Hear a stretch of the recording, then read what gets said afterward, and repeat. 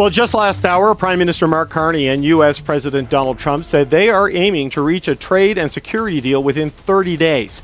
The summit, which begins Monday, brings together the heads of the world's largest economies to discuss international security and global economic stability. So President Trump's tariffs are likely to be discussed. President Donald Trump's decision to impose a 50% tariff sparked a significant backlash in Canada, quickly escalating tensions at the G7 summit and disrupting global supply chains. What began as a political disagreement transformed into a full-scale trade crisis.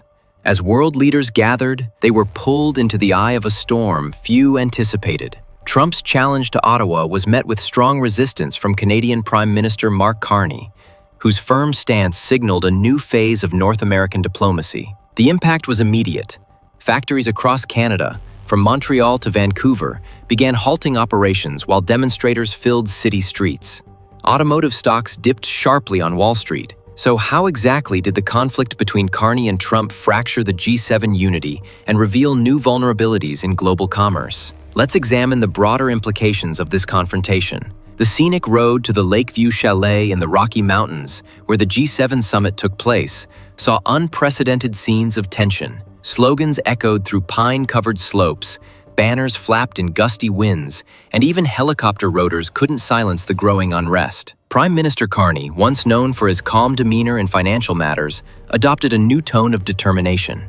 This time, he wasn't analyzing interest rate projections, but standing up to steep tariff threats. Trump made his position clear. Either you accept my terms, or you pay the price. Carney, equally composed, replied, "My country is not for sale." The situation had gone beyond mere economic figures.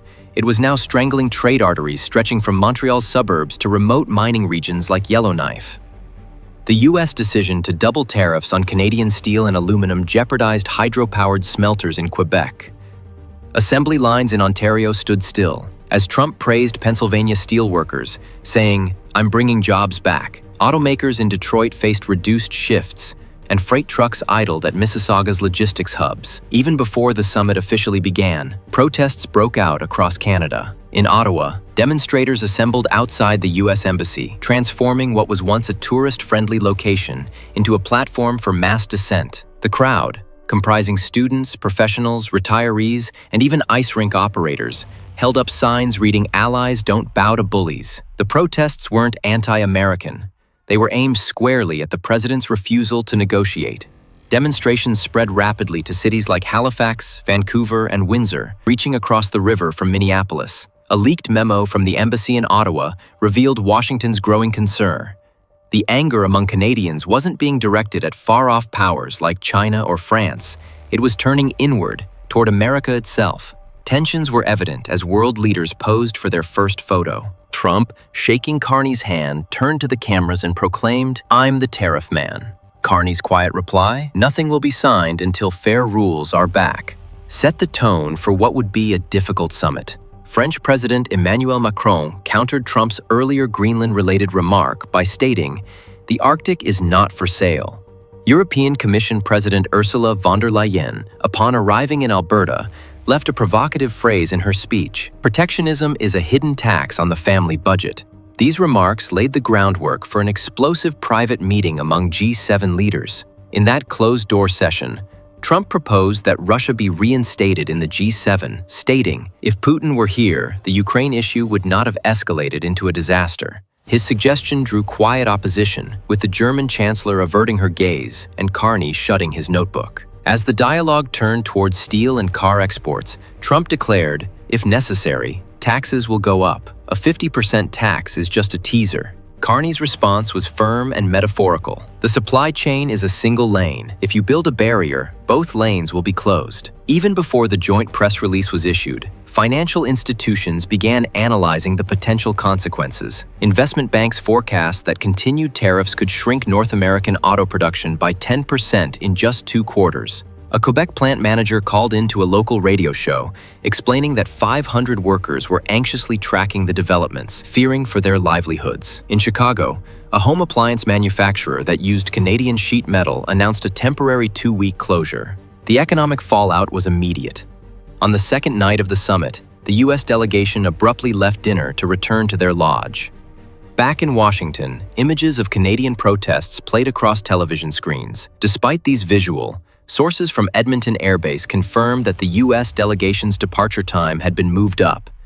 The following morning, Trump spoke briefly, saying, "We will reach an agreement with Canada, but we will not be delayed." When asked whether tariffs would increase further, reporters received no clear answer. As translation teams worked on versions in French and German, chants outside the summit persisted. Banners reading, "Yes to trade, no to threats," flew above a sea of orange Canadian flags. The anticipated joint statement from the G7 never materialized. Key signatures were missing. In a closing press conference, Macron, von der Leyen, and Carney appeared side by side. Macron remarked, "Anyone who uses protectionism as an excuse is not protecting the free market, but short-term populism." Von der Leyen aimed a veiled warning at the US. "If your supply chain stops with the push of a button, you are not competitive." Carney concluded, "Canada extends a hand of friendship, but it does not applaud those who twist an arm." Back in the US, White House reporters asked if Trump would push tariffs even higher. The press secretary responded, "The president is flexible, but our interests are not negotiable." This signaled a significant shift in the fragile North American trade framework. The markets responded harshly. Wall Street saw declines in auto and construction stocks, while the Toronto Stock Exchange revised its forecasts for mining firms downward as the Canadian dollar weakened. In Canada, protests continued long after the summit ended. While remaining peaceful, meanwhile, behind the scenes, Canada quietly began coordinating with the EU and Japan on critical minerals. These resources, like lithium, nickel, and graphite, are essential for North America's clean energy future, especially in battery manufacturing. Carney emphasized strategic autonomy, continuing an initiative started during Prime Minister Trudeau's term. Trump's advisors dismissed this alliance as a hostile energy cartel, but economic analysts described it as a logical step toward securing resource independence. Diplomatic tensions spilled into military logistics. Meanwhile, President Donald Trump reiterated his promise to steelworkers at a rally in Pennsylvania. "I will not let anyone play games with us." As North America's steel-driven economy seeks to regain its balance amid political turbulence, the future of these neighboring nations hangs on a single defining issue: which tariffs will be temporary, and which protests will leave a lasting legacy. As this chapter of diplomacy closes, its reverberations will continue to shape what comes next. What are your thoughts on this matter? Please share them in the comments below. To stay updated on our videos, don't forget to subscribe and turn on notifications. Thank you for watching.